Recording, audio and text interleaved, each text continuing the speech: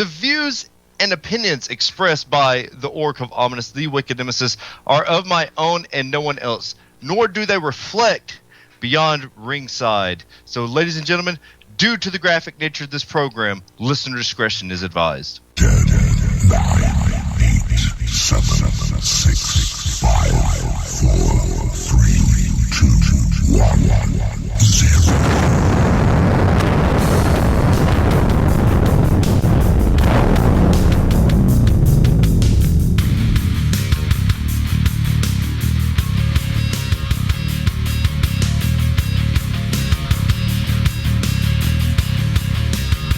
Ladies and gentlemen, the To Be Determined show. We are live Beyond Ringside Radio Network, BeyondRingside.com, and the Beyond Ringside Radio app, as well as ProWrestlingRadio.net. A huge show for you this evening. We're going to jump straight into it.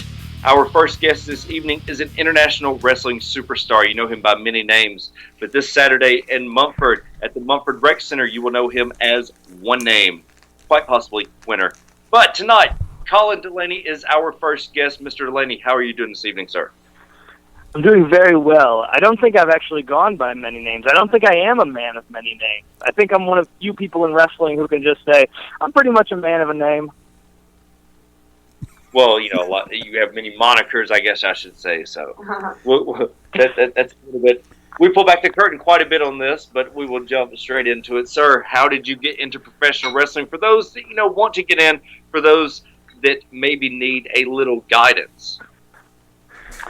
Okay, well, wrestling was all I ever wanted to do from a very young age.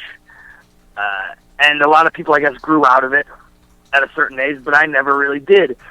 When I was 16 years old, my parents would finally let me, so I found the nearest wrestling school in Rochester, New York, which is where I am originally from. So I started at 16 in the Rochester area and the upstate New York area, and really just grinded from there, hit the pavement, went wherever I could for wrestling and trying to find more shows and better shows and making myself better and getting better at wrestling. So, yeah, I mean, that's how I broke in, and that's always the best advice I can give people. You really got to grind. We ask everybody this question, and we have to ask you this. Your first day of training, tell everyone what your first day of training was like. Well, hold on, what was that one? Your first day of training. Yep. What was that like, sir? What was it like? Yes, sir.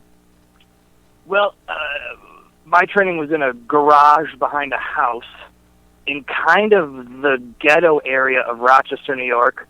There's a ring in the room. My first day was a little different than other people's because I had a little bit of a knowledge of what was going on. My older brother, my parents let him start wrestling at 16, so I got a little bit of a look at it and kind of became friends with a lot of the guys in the area. I was helping set up the ring from the time I was 12, probably. So mine was a little bit different because I already knew everybody, and I already kind of had the gist of what was going on and what was going to happen and how it was going to be. So I guess I had a little bit of a leg up, but it was still brutal. It was still just repetitive motion. I couldn't move my neck left or right for weeks. I was turning shoulder to shoulder. Not good for driving a car. Luckily, I was young and walking everywhere anyway, so it didn't really matter much for me. Eddie, come on in, sir. I know you're chomping at the bit. I've actually got quite a couple for you, sir. Colin, if I could, first off, Eddie Layne, pleasure to make your acquaintance. Pleasure.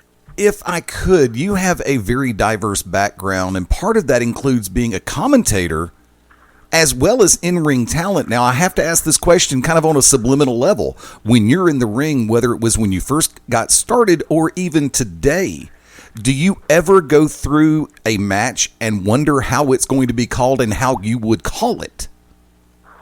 Well, I do have a commentary background, and that all goes back to the fact that I got involved with things in the local area pretty young. And while my parents wouldn't allow me to train, they would allow me to go to the shows, and I got in with the guys, and they let me start doing commentary and the likes of that. So I started doing that at 14, luckily I've had the good graces of being able to do commentary in other promotions like Chikara, and I've done it for AIW and a bunch of other promotions through Smart Mark Video and wherever I can really do it. Any promotion that has commentary, I hop on. I love to do it. It's super duper fun for me. And how does it go into my wrestling now? Oh, I mean, I don't know. When I am calling a match or talking about it to myself, I do call it like I'm commentating it. It helps me. Yeah, it helps me when I'm in the ring, I think. And also one other, if I could, knowing the fact that during the E era, you were labeled and had the moniker of the perpetual underdog. How do you take when people look at you in that perspective, and then as you have moved through different areas, different organizations, and you've managed to build on what happened with the ECW brand in the WWE as that consummate underdog and managed to turn that into a lot more success? Yeah, that's a double-edged sword, and it has been for a long time, because I do walk into a lot of places with, like this Saturday, I mean, if you look at the poster, there's a 21-year-old long-haired kid staring back at you that's got my name under it, but that kid's not me anymore. That was a long time ago. So on one hand, it's nice because I get to change people's perception of me. On the other hand, it's kind of tough because people do just think that of me when coming in, and then they see me. The first I always get, wow, you look different. It's called growing up, I think. That was 8 years ago. It's been a cup of coffee. Yeah, that was a long time ago. I mean, if I looked the same as I did 8 years ago, I'd say you should all start to worry or wonder where I'm harnessing this power, whose power I'm stealing. Wick? Now, you have one of the biggest pops in ECW history when you and Tommy beat Miz and Morrison. Describe to everyone what was that like, because the place come unglued. Yeah, that was crazy. That was some of the most fun I had while I was there, working with Tommy, who was one of my favorite wrestlers growing up, hands down. And that's the crazy thing about my run on ECW. I was a huge Mikey Whipwreck fan growing up. I was a huge Tommy Dreamer fan, and then I'm on the new ECW being what Mikey Whipwreck was, teaming with Tommy Dreamer. It was surreal. So it was crazy to do that, and then so when they paired us together, I was super stoked, and Tommy, I'm not sure if you ever spoke with him or met him, is one of the nicest guys on the planet. Yep. So helpful with everything. He knew that I was just a young kid and that I didn't know much of anything that was going on there, and he really helped me in a lot of ways.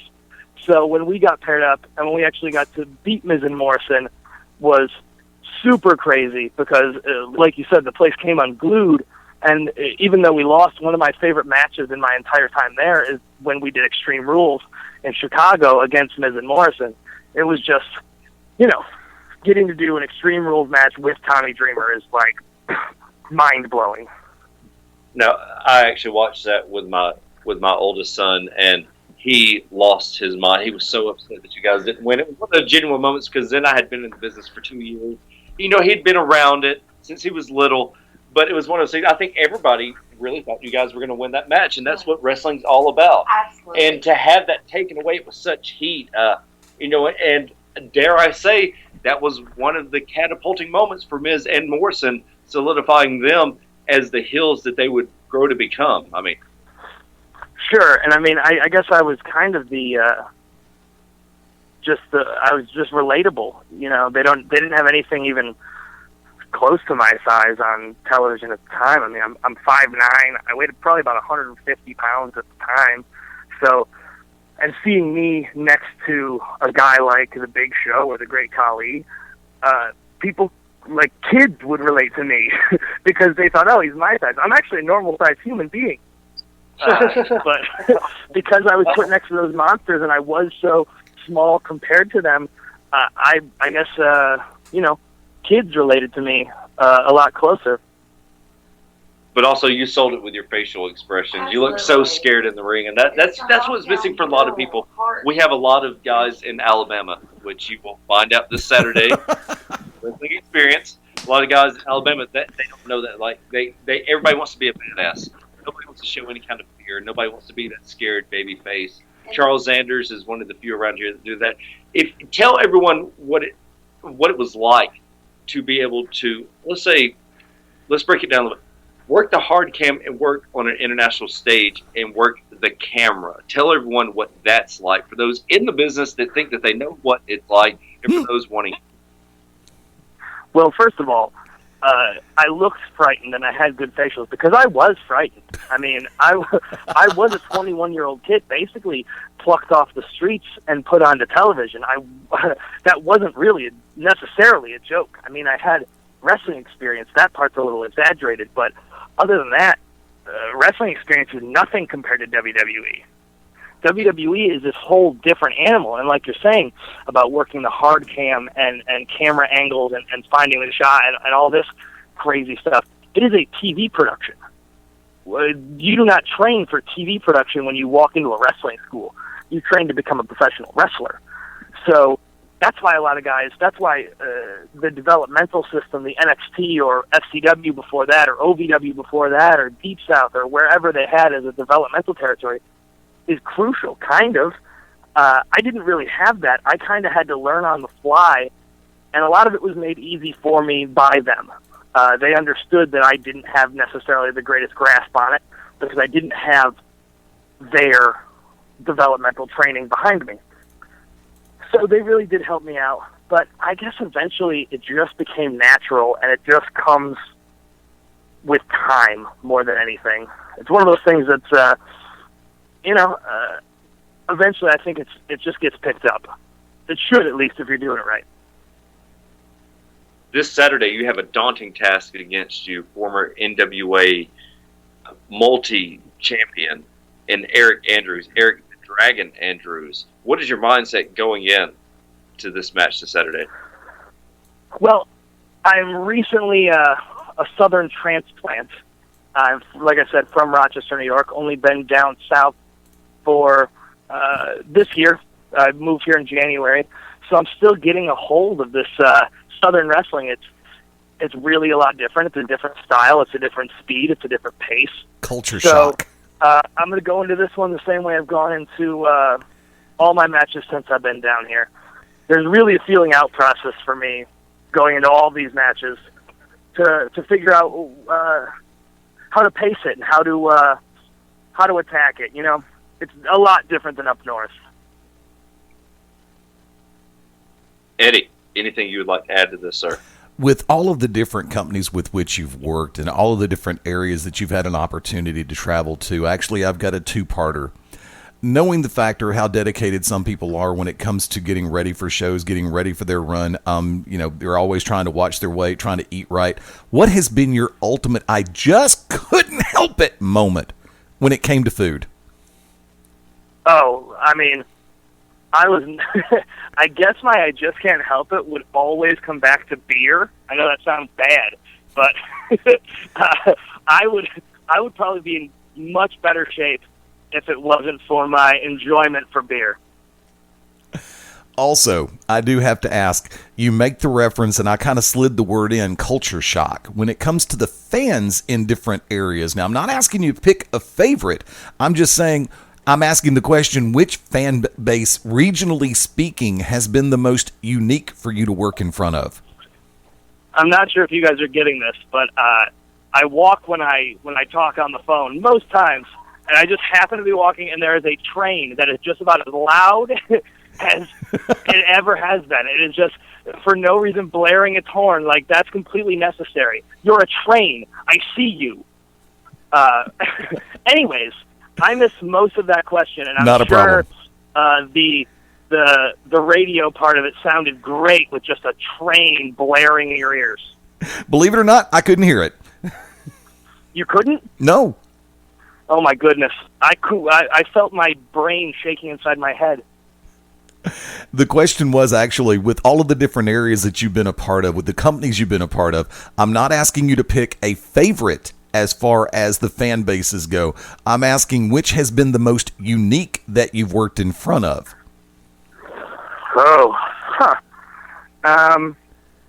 It's an interesting question. The most unique. There are these shows that run every Halloween time up in Toronto called Zombie Wrestling, where half of the roster is zombies and the other half are humans, and it is a battle between the two. And the crowd is right up on the ring, and it's just like in a bar atmosphere, and they have rock music playing while you're wrestling. That's a really wild one. Anywhere with I like the fans right up on the ring. Beyond Wrestling in Providence, Rhode Island does a great job with that, and that's a lot of fun to do. I worked for Chikara Pro for a lot of years, and that's the fans are almost a piece of the roster because of how involved they are and how much they make the show and how wacky things get there with them. So there's a couple off the top of my head. Wick? Now, your entrance music, what do you come out to and why, sir? Oh, I mean, it's different. It varies, I guess, from show to show, town to town. When I first got off TV, I, of course, used Man in a Box because, well, Tommy Dreamer, might as well use it while I got it. Yeah, I mean, it really depends. I like something fun, something with some energy, something I can fire out to. I came out to TikTok by Kesha for a long time, and just only when it starts, the party don't start till I walk in, and then bang. I don't know. I like fun pop music. I like fun, like, upbeat music. I'm not like a rock and roll, like, rah, rah, rah, rah, rah kind of guy. Okay, well, then that leads to this question. When you're getting ready for a match, what do you like to prepare? What do you like to listen to when you're getting ready? Same kind of stuff. I mean, I always try to, like, if you've ever been on Spotify, they have those different playlists. Yeah. And I try to put on workout playlists, and they're they're all hardcore rock music. And I'm like, man, this is not what pumps me up. Like, listen, Marky Mark and the Funky Bunch is going to get me pumped up, like, not Godsmack. I guess that's that. Right. Look, Colin, we do slideshows for our YouTube. That's going to be the quote. Yes. Yeah, I mean, it should be. Come on, feel the vibrations. Yes. Now, wait a minute. Johnny D is on the backup. He's drug-free to put the crack up. Now, wait a minute. I got to ask, you're going with that one. I've also got to ask, do you ever listen to the song You Gotta Believe by Marky Mark? No. What? I used to own that album, too. And, I mean, at this point, the only one that's made it through my current iPod would be Good Vibrations. Yeah, that's enough. That is enough. Absolutely. Because all I got to say, it's a transformer. Colin, how can everyone get in touch with you, sir? Whether it be for booking or fan mail. I mean, you can hit me up on Facebook. It's Colin Delaney. I'm sure there's a couple of them out there. But, I think I'm in a suit in my picture. You can hit me up on Twitter. I have a fun Twitter handle. I got on this Twitter game kind of early. I'm at Extremely Cute because I am the Extremely Cute Wrestler. I guess that is a moniker. I said earlier that I don't really have many names. I guess I do. I take it all back. But yeah, no, Twitter or Facebook, hit me up. I always like hearing from people. I always like interacting with fans. And I mean, the best way is come out and see me sometime. I usually put up my calendar up on the Facebook or the Twitter, usually both. So come out and see me. Say hi. I'm pretty personable. I got one of those faces that people like to talk to, I guess. This Saturday, you can catch Colin Extremely Cute in Munford, Alabama at the Munford Rec Center, taking on Eric Andrews. Go out and come and celebrate with us the wrestling experience. Colin, thank you so much for coming on and taking a moment out of your evening, sir. Yes, indeed. Anytime. Thank you all. Thank you, sir. With that, we're going to take our first break of the evening. We are scheduled to be joined by Eric Wayne, the GCW. It makes me sick to say that. World Heavyweight Champion. What? But you can also catch this Saturday on the Wrestling Experience in Montford, Alabama. We're coming back. The To Be Determined show live Beyond Ringside Radio Network, beyondringside.com, as well as the Beyond Ringside Radio app and ProWrestlingRadio.net. Sunday nights at 11 p.m. Eastern here on BeyondRingside.com. Join us for the Midnight Black Mass. Myself, the Reverend Dan Wilson, brings you the dark gospel of professional wrestling, uncensored, unedited, uncut, and not for the faint of heart. You can find out more about us at youtube.com/pottyhumor or subscribe at Potty Humor on iTunes and Stitcher today.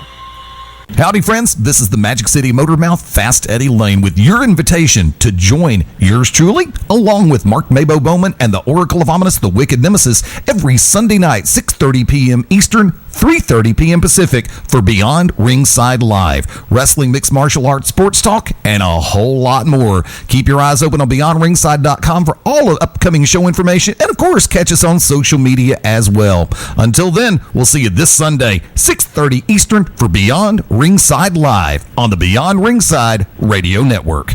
What's up, everybody? It's Stan Grubb for Corner to Corner Wrestling Radio and the Beyond Ringside Radio Network. Hey, join us every Sunday night at 9 p.m. Eastern Standard Time as the triple threat of wrestling radio goes live every week, giving you their thoughts and opinions on the world of professional wrestling. Myself, Brian, and Rob, all live, all here for you. And as my good friend Rob would say, from corner to corner and pillar to post, we bring it to you every week at 9 p.m. Eastern Time. BeyondRingside.com and ProWrestlingRadio.net. The To Be Determined show live Wednesday nights, 9 Central Standard Time. Join myself, the Oracle of Ominous, the Wicked Nemesis, the Grand Design, Clyde Braddock, and the Magic City Motormouth, Fast Eddie Layne, as we take you to the edge of uncensored. Yes, we go uncensored, so make sure you have your earmuffs.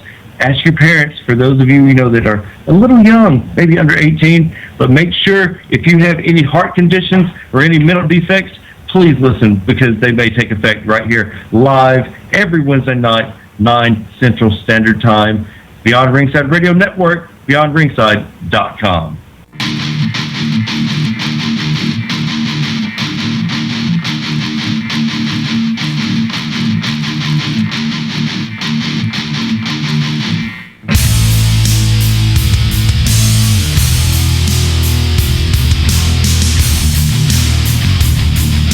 Fantastic interview with Colin Delaney. Thank you to TWE for setting that up. Once again, this Saturday, Montford Rec Center, Montford, Alabama. You can check out Colin Delaney and our guest coming up later on, the GCW World Heavyweight Champion, Eric Layne. The Dream Killer. Yeah, the Dream Killer. Yes. Let's at least we not forget that. Oh, no. I get in trouble when I forget stuff. I always forget everything.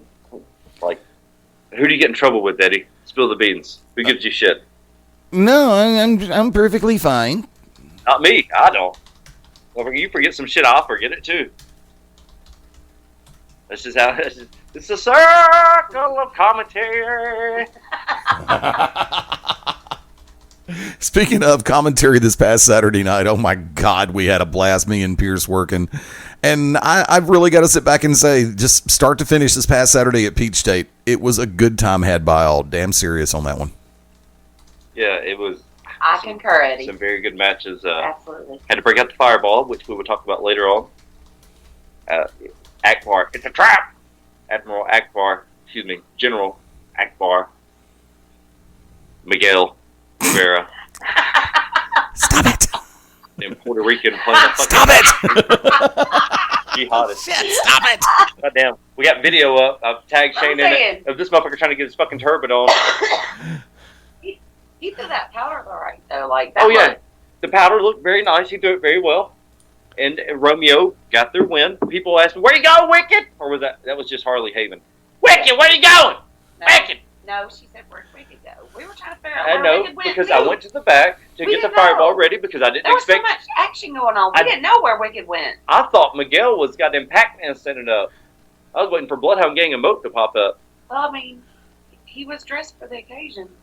Oh, and he did make a post on his Facebook page. Poor Peach State never knew what hit them. Long live Team International. Long live Team International, son of a bitch. Team International, is he still in somebody else's line? Was that the team for Raw for Monday night? No, that was the Multinational Alliance. He steals lines. That should held him up the fucking wrestler's court. You can't teach that on the... What? You shitting me? You just go out there and quote a WWE line that is over? Well, you know. Get the fuck out of here, Miguel. I'm going to punch you in the fucking heart when I see you. I'm going to fucking Ox Baker heart punch you. Does he have a heart? Can he get to it? No, I think he declared a jihad with all that powder. I'm not real sure. Yeah. And Romeo pulling up the win somehow with a count out, dastardly count out over Shane. Alonso de la Patrie. Exactly. I come out and threw the fireball to get away. So I scattered them like roaches. Yeah. Cat won, the rest going to scatter. Right. Miguel was afraid that his beard was going to catch on fire. He hasn't washed that shit in 3 years since he took over that gimmick. He's taking it a little too serious. I'm just saying, Miguel Rivera might be on a no-fly list. Akbar definitely is. And we have a guest on the line, Wick. Ladies and gentlemen, Hello. our second to this evening. This Saturday, you can catch him at the Munford Rec Center. He is your GCW World Heavyweight Champion, the Dream Killer, Eric Wayne. Wayne, how you doing this evening, sir? I'm doing good. How are y'all? We're doing pretty good. Sir, for those that don't know, the few that do not know, those that do not know their history, tell everyone your backstory, sir. This entire goddamn business is in your DNA, in your blood. Tell everyone what I mean by that, sir.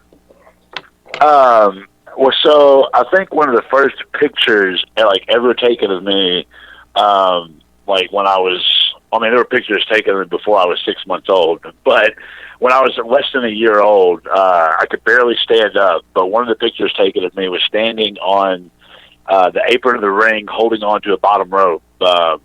Reason being, my grandfather was Buddy Wayne, and he was a big promoter in Memphis. Really, if it wasn't for him, there might not have been Memphis wrestling, because he gave Jerry Jarrett, and everybody knows Jerry the King Lawler, he gave them their start. So I traveled a lot with him, with my father, and I don't really remember a time ever not being on the road. So wrestling is pretty much what I've ever known. You tour all over the United States. We just talked to Colin Delaney about this. I'm going to steal one out from under Eddie, like he always steals one out from under me. Your favorite crowd to wrestle in front of, because we all know the Southern crowd's different from the Northern crowd. The Southwest crowd's different than the West Coast, the East Coast, the Northeast. What's your favorite, sir? Man, they all have their own unique qualities. Wrestling fans are some of the strangest fans I think I've ever met, because they're some of the only people that you can meet for the first time and will come up to you and just start telling you their whole life story, whether it's a health issue or a family problem or anything like that, anything you don't even care to know. Wrestling fans are going to tell you about it, and then they'll tell you a dozen times how much they hate you or they love you. But if I had to really just pick one specific group to wrestle in front of, it'd be really hard to do. Southern fans are they're not exactly the smartest people, so it's really fun to get under their skin. It takes a little more ingenuity to piss off the Northern fans. So picking just one it's really hard to do. I've almost started a riot in Georgia once before, earlier this year. So if I had to go by that, I would say Georgia, just because that atmosphere was pretty crazy. Eddie, come on, sir. I can keep talking if you want me to, but I figured y'all had something to say. Come on, Eddie. Now, I'm going to be careful, because I don't want to be accused of stealing something out from under Wick again. 93 items in your favor, not quite. And there's so many one-liners I want to use right now. Now, I've got to sit back and ask this one. Your very first appearance with Global, I'm going to throw it in that direction for a hot second. You made an immediate impact on the fan base there. And, of course, you managed to go in a direction that a lot of heels are afraid to go with on their first night out. And that was a physical interaction, not a fight, per se, but you got into a tug of war with, I guess, America's favorite wrestling grandpa, Peanut, over a damn megaphone. Now, Yeah. in your realm, I've got to ask, knowing the fact that a lot of heels are afraid to go into that direction, especially their first night out, they're afraid to go into that particular physical part of it, to where you're making contact with something that's in contact with somebody else. Did you just feel at home to the point where you knew you could do that, or did you just take the risk? It was really just one of those spur of the moment things where I wanted to see how far I could push something, because I really feel like I would rather ask for forgiveness than ask for permission. And it was one of those situations where, to be quite honest, the megaphone thing was pissing me off, and I thought if I could get the megaphone away from him, it would be an even different reaction when I came out later. And I'll be damned if he didn't have the thing tied around his neck. And it was just one of those things where, like, it just became bigger than I thought it was going to be, and it was just a real unique moment. But it's so many people are afraid to push the envelope and do things, and they worry too much about consequences. I've fucked up enough in my whole life, not to mention just wrestling, to know that whatever happens, you're going to be able to get past it. And if people hold that against you, that's their fault for not really understanding that person. But it was one of those things where Peanut is a very unique individual. We can put it that way. If anybody listening even knows Peanut, they know exactly what I'm talking about. And I wasn't going to let somebody get over on me my first night. So it damn sure wasn't going to be a 120-year-old Peanut out there with a megaphone. And I'm also wondering the over-under on how many minutes it took for Wick to realize that you've been on this exact show on more than one occasion. Well, if his haircut is any indication of his intelligence, he probably still hasn't figured it out. Oh, damn! Eric hasn't been on in a long, long time. But he was on twice before this. I know he has. I've talked about Eric about this. If we're going to pull back the curtain, I told Eric, I said, Eric, I know the rest of these motherfuckers may not know who you are. I know who you are. I'm very honored that you're here. I've worked shows with Eric when I was a nobody, when nobody gave a fuck who I was. And then I was actually able to do a show with Eric where we were peers. That did not happen the other times, because guess what? I was nowhere near fucking anything. I didn't draw. So wait, who are you? Exactly. See, there it is again. I was actually talking about the radio show Ding Dongs. I know that. Okay. Exactly what you're talking about. I told Eric that. I told him we had to have him back on the show sometime. Lord have mercy. Eddie's trying to call me. Just because you want to find out if I actually have Parkinson's or not, because I watched the commentary or listened to the commentary on my match. You accused me of having Parkinson's because I'm a bad dancer. I want to see you dance. That wasn't me. That little dance you do in the ring, reminds me so much. Like we even sang "Going Back in Time." Where's Huey Lewis on the news when you need him? We're gonna get flagged on YouTube just for me singing the song. We're already screwed. Go ahead and flag for that. Oh, god damn it. Anyways, look, you and Spiral had an okay match. Let's call it. It was an okay match. You guys have had better matches. This rematch, I'm expecting a fucking 5-star match.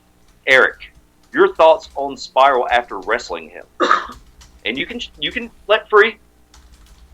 Oh, man, I always do. I'm not afraid to tell y'all how I feel, because that's kind of how I started, because I didn't realize a couple years in that even though I've been around the business forever, there's an unspoken rule of when you actually start wrestling, you're supposed to just shut up. That never occurred. That never occurred to me, because we had a website up here around Memphis where I was writing articles and I was saying things that are okay to say, but not when you've been wrestling for like 2 years and haven't really done anything. And you're like a nobody, like that one guy with the haircut, the fucked up haircut, the Nemesis guy or something. So, I'm looking forward to wrestling Spiral again. I hope that he's had some time off to recover. And I was actually really surprised. He's a lot quicker than I thought he was going to be in the ring. But I've been working on a few things. I've kind of upped my game. This isn't like cut the promo on the rematch. Like, it's serious. Like, I really have been trying to bring some new things to Pell City for our rematch. So I'm looking forward to it. 'Cause I think it's going to be even more intense than it was before. At least that's my plan. I was upset that you were wrestling Spiral when you did, because he should have taken time off. Let's be honest. Let's pull back the curtain a lot. His ankle was so fucking bad before then, and to go in with you not at 100%, yes. Hey, So, man, everybody makes mistakes. I dove face first into a guardrail in my first show that I ever ran and fractured my face. It's how you recover from those mistakes. So I get it. Maybe he should have waited, but it worked out better for me. So maybe he's had time to heal. This is going to be a matchup of epic proportions, but before then, this Saturday, you have a match of epic proportions, and who I tell everybody this, I've told Logan Creed this, I've told Jack Gunn this, I've told everybody that is a big man, a natural big man. Some of the best punches in the business in Michael Steele this Saturday, the Mumford Rec Center. You have Michael Steele for the Wrestling Experience Heavyweight Championship, sir. What are your thoughts going into this match against Michael Steele? So the last time we wrestled in Pell City, I don't want to say it was a tougher match than what I had with Spiral, but it was easily just as brutal, because he might have some of the best punches, but he also hits very hard. Probably one of the last times I've ever been given a spine buster on the floor was like 5 years ago, and Michael Steele thought it was a good idea to do it to me in Pell City. So my ribs, just in the last couple of weeks, have started to feel better. I'm really looking forward to it. I'm going to stay away from jumping off the side of the ring because I don't want to take another spine buster from Michael Steele. So I'm definitely looking forward to it. I really think that Mumford's going to be in for a treat because, again, I can't say this enough, I've worked on things to up my game. So it should be interesting. I like wrestling bigger guys because it's like David and Goliath, you know. Usually the bigger they are, the harder they fall. Well, you guys are both two of the best at what you do.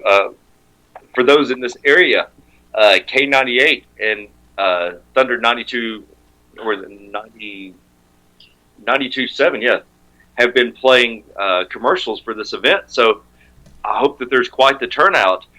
For those that are going to be there, let everyone know, if you were not there at Pell City, the spine buster on outside was just that was the middle of the match. Tell everyone what they're in for, because this will be the Wrestling Experience this Saturday, sir.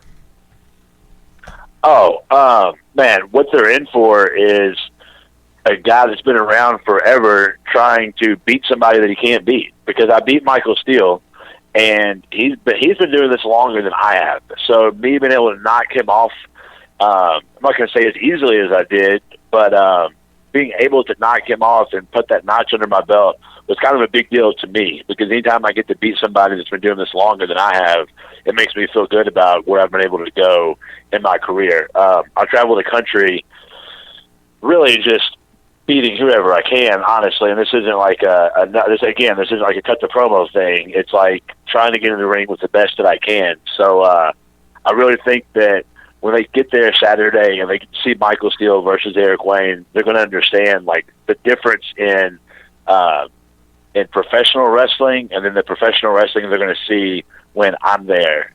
It'll be a whole lot different than what they're used to. I have to ask you, before I tossed Eddie, the fireball, when did you start throwing the fireball? That actually started last year. I'm trying to think. The first time I did it, I think, was when I was in Puerto Rico. It was something I'd kind of been working on and wanting to do because Eddie Gilbert was not really a mentor, because I barely knew him before he passed, but I always enjoyed him. He seemed like he was a family friend, even though I didn't get to know him as well as I could have. So we had Eddie Gilbert that threw the fireball, Jerry Lawler threw the fireball. So it's one of those things I was trying to think of something that nobody does, because the Young Bucks do super kicks. 1,000 times in their match because that's their thing. That's what they're known for. And I wanted something that was different, that wasn't just another move that anybody can do. And a lot of people are actually afraid to throw fire. A lot of people are afraid to be hit by fire because it does burn you. Everyone says that it goes out before it gets to you, but I've actually burned people with it before. Not like severely where they had to go to a hospital, but bad enough that there was a little bit of a blistering after the fact. So the fireball just came as something that's unique that a lot of people don't do and you don't really see anymore because, as we all know, and I've talked about this on my social media on Facebook, that the business goes in a cycle and what's old is new. So it's something that hasn't been done for years. I feel like it's about time to make that comeback. Yes, as several people know, I throw a fireball as well. And I got to tell you, we got to talk about this. This is not this. I want to know your opinion on this. Okay, Peach State, I'm considered a necessary evil, which is a heel manager or babyface manager with heel tactics. I've been throwing the fireball. Now, when I make a save this past Saturday, most people come out, guys in the ring, they come out throwing chairs, they're swinging chairs. That's just not my style. I've just, been in steel cage matches, war games, etc. Come out and threw a fireball to scatter the guys that were on my charge. Your thoughts on something like that? Because, it was just, to me, like you were talking about, it's something not a lot of people do. I don't come out swinging. I mean, I've been throwing a fireball for 5 fucking years now, especially at Peach State. That was even working heel. And here's the thing. I threw the fireball heel, and you talk about burning people. My thing was burning eyebrows. I tell everybody, don't lean into the fireball. Guess what everybody does? They lean into the fucking fireball, and the fucking eyebrows. Right. Hughes to this day hates me because I blew off one of his caterpillar eyebrows. I told him, don't fucking lean into it. I digress. Yeah. 4 years ago. It was 4 years ago. He's still mad at me. But your thoughts on something like that? So I never really believed much in like babyface and heel moves because I've argued this fact with people. Hell, I've done it on Facebook. I've done it in person. I've done it on my own radio show about certain things. There are some things that a babyface shouldn't really do. Like, if you want to go really old school with it, a babyface shouldn't throw punches. They shouldn't pull hair, do that kind of shit. But it's also 2016, and my grandfather didn't believe in diving to the outside could ever draw you money or diving off the top rope. We know now that's not true because Rey Mysterio and dozens of others have made plenty of good money from doing that. Hell, Jeff Hardy jumped out of a fucking tree and has people talking about it everywhere. Dear God, yes. So as far as a babyface throwing a fireball and something like that, it's all in the context. If you do it just because, oh, wow, it's cool, then fuck you. There's probably no reason for you to do that. You're just trying to get over with your friends because you threw fire. Earlier this year in, where was Piedmont, Alabama, we did a show there on a Sunday. It was like a tournament deal for the Twin States Wrestling. Right. And it came down to myself and Chase Owens in the finals. My grandfather had legitimately just passed away about 2 weeks before that. And after Chase Owens beat me, he started cutting a promo about, like, I talked earlier in the night about my grandfather and what it meant to me. And so after he beat me, he started saying that my grandfather was disappointed and I let him down. And, doing this for Grandpa didn't really work out like I wanted it to. And then he goes on to do the Bullet Club thing, suck it, and he does that to the crowd. As he turned back to me to tell me to suck it, I threw the fireball in his face. The people popped for it. So if you only see that promo and you don't know that earlier in the night I apologized for holding the ropes to get a win, you don't understand the context. You don't understand the story we're telling, that I am a babyface, but I also know how to be a heel, and I'm going to do what I have to win. So who is the guy over in Atlanta, Murder One? He put something online about a babyface throwing a fireball because he didn't believe that's something you should do. But out of context, I would agree. But if you understand the story, it makes perfect sense. I think it's completely fine for a babyface to throw a fireball if you can find a way for it to make sense. Eric, that was directed at me. That was murder Uncle one. Murder That was was shooting that. it My at yes, somebody yes. else. That was him throwing. That was him throwing shade at me because Peach State had me throw a fireball as a baby face, and he didn't agree with it. But once again, Oh, no. It was me because the video had just gone online, and I asked him, "Is this in reference to me throwing a fireball?" And he said, "Yes, it was in reference to what I'd just done." He might have gotten mad at you as well, but in this particular instance, he was mad because I'd thrown a fireball and he saw it. So maybe he'd seen you do it in the past, and he was just fed up with it. Eric, I keep up with you, and dude, yeah. And murder, like I said, murder. Yeah, that's Uncle Murder, but still. My kids do call him Uncle Murder. But that was yes. Yeah, we did see that post. It is what yes. it is. So, but anyways, how can everyone get in touch with you, sir? Whether it be for bookings, whether it be for hate mail, whether it be for severed fingers, with fireballs. Fireball. Yes. Well, I'm all out of flash paper, and I would give you my address, but I don't need people showing up here because my dog will bite you until you give her a treat. Then you're her best friend. But if you want to email me to book me or anything, you can go on Facebook and find Eric Layne on Facebook. You can also email me at bookericnow@gmail.com. It's bookericnow@gmail.com. I'm on Instagram and Twitter. I don't really use Twitter that much, but both of them are at Eric Wayne Sucks because I seem to hear that all the time, so it's easy to remember. Eric Wayne Sucks on Instagram and Twitter. That's probably the easiest way to get a hold of me. My phone number is a little too private to give out to everybody because then I'll have everybody trying to call me for birthday parties and God knows what. Oh, Lord have mercy. God knows what is right. I mean, I do have a pair of scissors and some clippers. I can give you a haircut if I need to, and show you how we do it in Memphis. I don't know if it's an Alabama thing, but Lord have mercy. He's gonna hate me in a couple of weeks when I finally see him again. Lord have mercy. Yes, July 30th back in Pell City, Eric. But this Saturday, Montford, Alabama, Eric Wayne against Michael Steele for the TWE Heavyweight Championship. Thank you, Eric, so much for calling in this evening. Oh, no problem, guys. Y'all have a good night. Thank you, sir.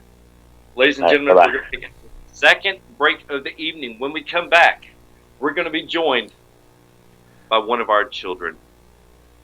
Wick? Sunshine himself, Charles Zanders. Wick? Yes. Before you finish, let me do this because I know you're not going to do it because you forgot it already. So steal this from me next week. Folks, for those of you that are catching this on replay over on YouTube, Daily Motion, and Facebook video, remember, we're only putting up 1 hour of the show. Come over to BeyondRingside.com, ProWrestlingRadio.net, or check us out through the various apps, and you can catch the complete broadcast episode. So Hour 1 in the books, wrapping up on the video format. Hour 2 on the live side, and the audio getting ready to kick off in just a minute. Wick, back to you. When we come back, as I said, Charles Zanders will be joining us. Thank you to Colin Delaney so far, and thank you also to Eric Wayne. Ladies and gentlemen, we'll be right back. We're going to laugh and cut up off the air. You'll never hear it. Some of the best shit said off air. The YouTube and Determined Show live, Beyond Ringside Radio Network, BeyondRingside.com.